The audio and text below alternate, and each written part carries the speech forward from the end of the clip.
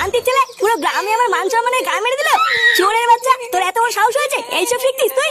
লেওড়া দেবো সেটা ভেঙে। এই কি হয়েছে রে?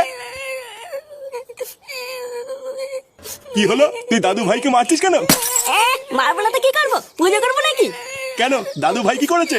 আবার জিজ্ঞাসা করছো কি করেছে? চোদ্দাটা কালকে হারান কাকার আম বাগানে নাকি বসে বসে বিড়ি খাচ্ছিল। হারান কাকা ওকে বিড়ি খেতে মানা করেছিল, আর হারান কাকা নাকি ও শান্তির ছিল বলে পালিয়েছে। বোধার বেলা আজকে ওর জন্য হারান কাকা আমাকে রাস্তার মাঝখানে উল্টো পাল্টা কথা বললো। আমি কি একা খাইছি নাকি? হারান কাকার নাতিও তো ছিল আমার সাথে। বালা, ও খেলে দোষ নেই, আর আমি খেলে যত দোষ না। কি বললি চোদনা? যত বড় মুখ নেই তত বড় কথা। তুই দাদু ভাইকে বকতিস কেন এইভাবে?